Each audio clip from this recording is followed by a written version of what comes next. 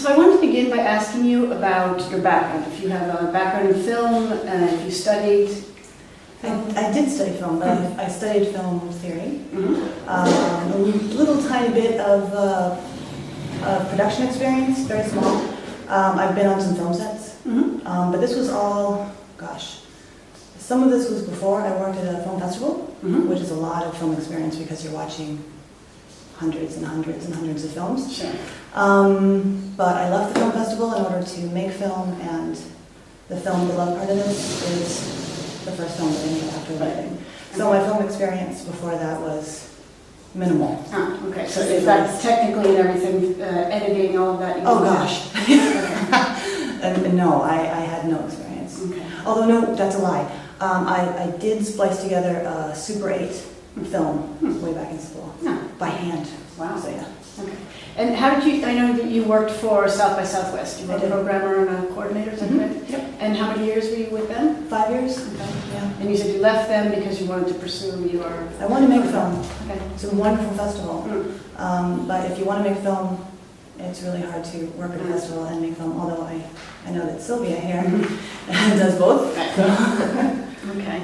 So now, since you are a first-time filmmaker, I'm curious to know, how long did this film take you to make? How many years? Well, because of the subject matter and the things that happened during the film, I know that with documentary film, often things happen that you don't expect, so they take longer, and that was the case with this film.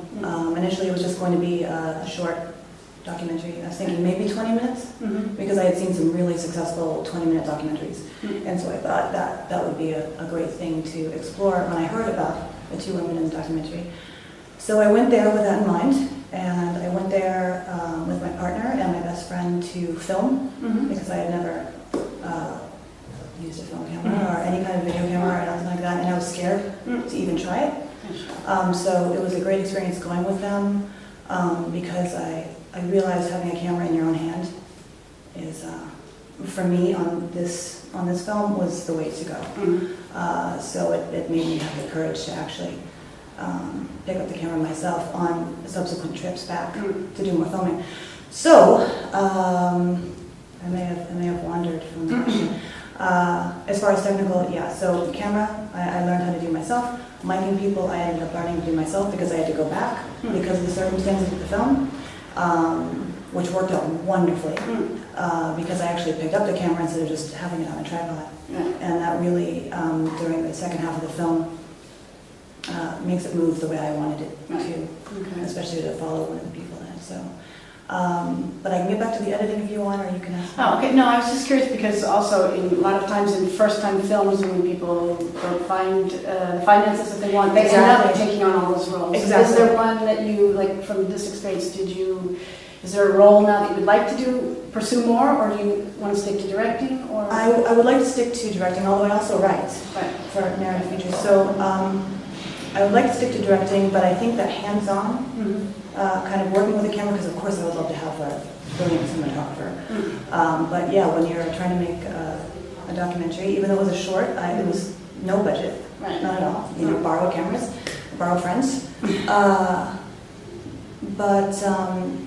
So having that experience from using the camera and then being forced into learning how to edit, which I did not want to do. And again, it was just a fear. It was just being scared. And it's great when you're challenged, when you're really challenged, where you have to do something in order to finish. And even still, after I had shot all of the footage, it wasn't until I got back and I was sitting in the flat in Oslo where I realized it's not a short, and it couldn't even be a short. Okay, so that was my next question. When did you decide that it wasn't a short? Like after you filmed it, or? After I filmed it, when I was sitting there and I had all this footage, pardon me, and I couldn't find an editor, you know? I found an editing consultant, Vibeke Ronseth, who's an amazing film editor. She's one of the best in Norway, and so she held my hand a little bit, but she obviously didn't have the time to edit a feature documentary for me. Whatever she could have. But I did try to find an editor when I was in Oslo, and I couldn't, so it was time to learn Final Cut Pro. Wow. Which I did, and I'm so glad I did, because the film is edited in a way that I don't think anybody else would edit it. Sure. I mean, you've seen it. I mean, it's definitely for me personally, I let the circumstances and the story and the things that I was looking for,